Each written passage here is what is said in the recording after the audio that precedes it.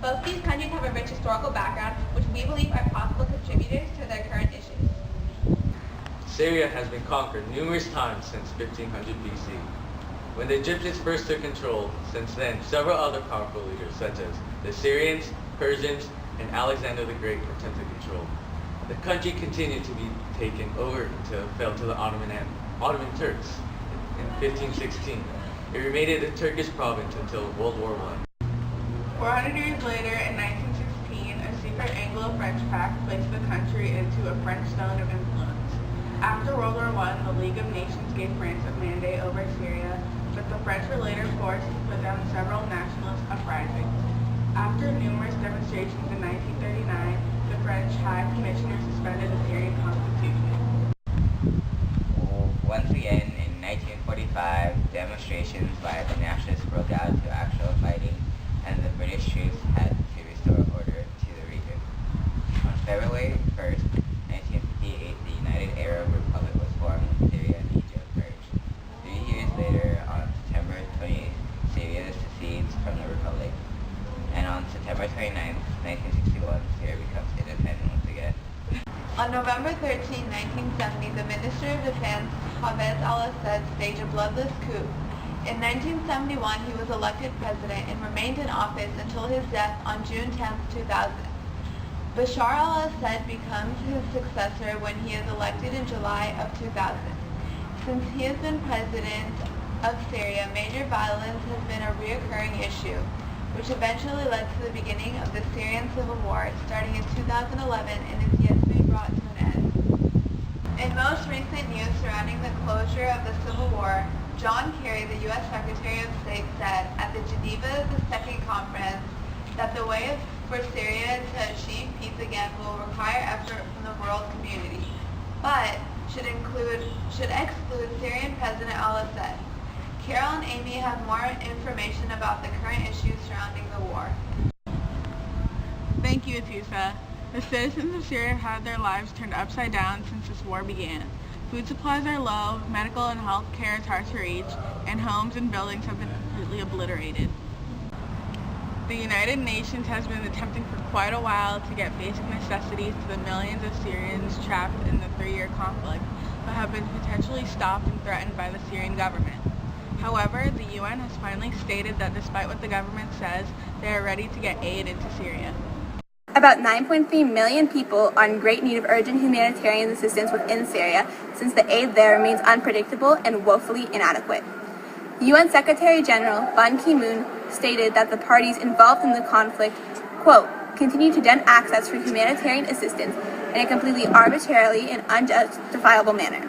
Arbitrarily withholding consent for the opening of all relevant border crossings is a violation of international humanitarian law, an act of non-compliance with Resolution 2139. However, the UN Legal Council accused the United Nations of being overly cautious in their interpretation of humanitarian law, and this has held back agencies from delivering aid. It is also being questioned that if trying to deliver aid is actually prolonging the war. Critics are beginning to say that the money that is being sent for aid purposes is becoming a possible source of income for warlords and militia leaders. Additionally, the stronger and more professional the aid industry becomes, the greater the probability that it will extend the conflict that is supposed to alleviate. Let's go to the streets to find out the opinions of other people on the situation. Hi, I'm here with Dawood. Clara, do you think it's a good thing that the UN is finally getting aid to the trapped citizens, or do you think at this point in the war it wouldn't make a difference? I think it's a good thing because more people are getting helped, and hopefully there will be more survivors at the end of this war.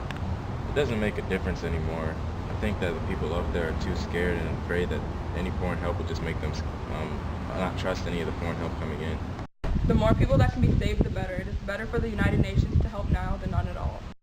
As we can see, the opinions vary from individual to individual. Just a few days ago, a humanitarian warehouse in Damascus, the second largest city in Syria, was attacked while aid workers were organizing much-needed supplies for hundreds of families trapped in the war area. This proved fatal for many and injured one Syrian Arab Red Crescent volunteer.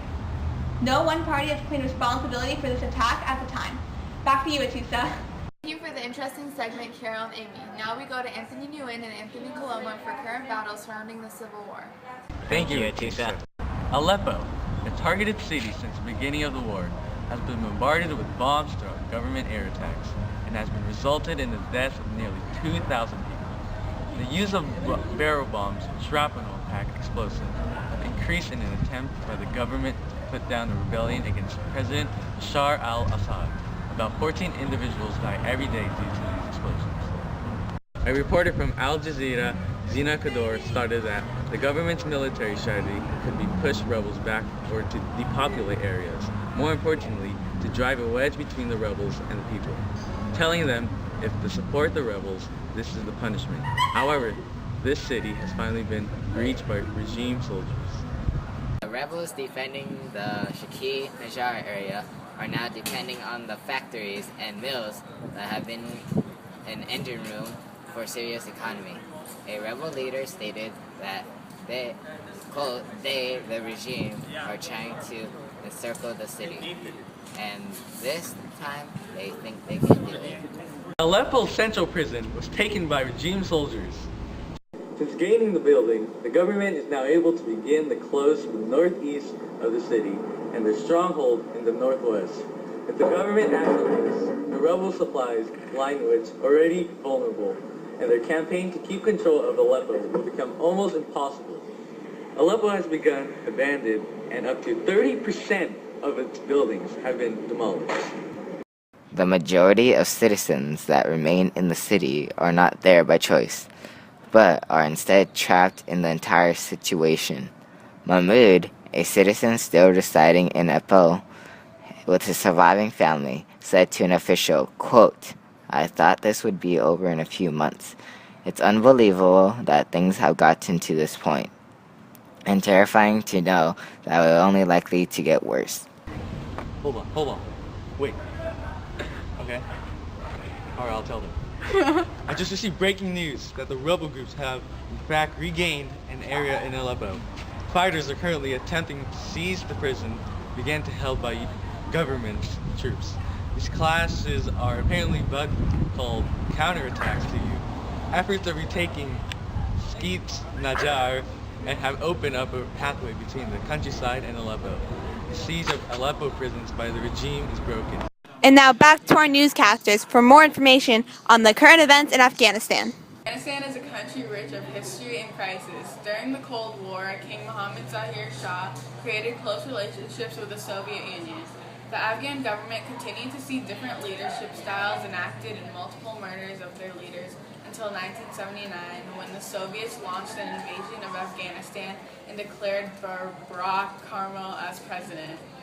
Karmal resigned in 1986 due to major struggle in the country and was replaced with Mohammad Najibullah.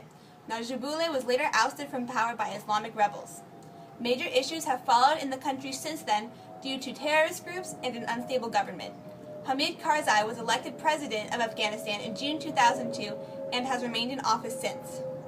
Recent news, the Afghan government has suspended 3 commanders of special police forces. The officers are said to be responsible for fortifying the capital during important presidential elections. The 3 men have also been accused of making illegal detentions and desecrating a mosque and working with American and British commanders to serve foreign aims rather than aims for their own country. However, they will not be tried in court as spies. The commanders are from one of the most respected parts of the security forces in Afghanistan. He'll be accused of holding a man without a warrant during a night raid on a group of suspected insurgents and entering a mosque while possessing animals. President Karzai personally ordered the investigation and has for several years been a critic on illegal detentions and night raids. This is the most recent crisis to hit the commando force, who is generally celebrated for its impressive track record of the Taliban. Now we head to Anthony Coloma on the streets to ask locals on their opinions of the current situation in Afghanistan. What do you think of the current situation regarding the 3 police commanders in Afghanistan? I think the government should be charging them more harshly than they currently are doing. I think the charges are harsh enough. They should be charged harshly. Their position in the government should not determine their standard of punishment.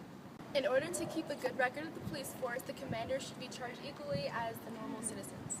In other news, the last American prisoner of the war from the Afghanistan war was finally freed. Sergeant Bo Bergdahl was held in captivity by the Taliban for close to 5 years. When he was released, it was said that he was in good condition, besides struggling to speak English. Before making an appearance in the Rose Garden with the Bergdahl family, President Obama stated, "Sergeant Bergdahl's recovery is a reminder of Americans' unwavering commitment to leave no man or woman in uniform behind on the battlefield." In exchange for Bergdahl's return, the U.S. released back to Taliban 5 Afghanistan detainees from the American prison in Guantanamo Bay, Cuba. Though it is a great event that this soldier has been returned, there is also some controversy over if it was worth this exchange of soldiers. In Afghanistan, many people are upset, as they can see this as a possible sign of the American want to leave the country as soon as possible. Also, all 5 of the prisoners released from Guantanamo Bay are classified by the Pentagon as high risk and likely to pose a threat. According to U.S. military cables, at least 2 of the living Afghans are suspected of committing war crimes, including the mass murder of thousands of Shiites. The president of Afghanistan, Hamid Karzai, has yet to comment on the prisoner swap. Karzai has been very critical of the American administration recently, and this prisoner swap is likely to only deepen the distress between the 2 countries. The Syrian-Afghan region has been experiencing several hardships lately. The civil war in Syria is still ongoing after a strong 2-year fight, leaving many towns in desolation and thousands of citizens in need of humanitarian assistance. The increased use of barrel bombs in government airstrikes is hurting thousands of citizens, making the need for immediate aid even greater. In Afghan, there are 3 commanders from the Special Police Forces are on a trial for committing several illegal actions against their country.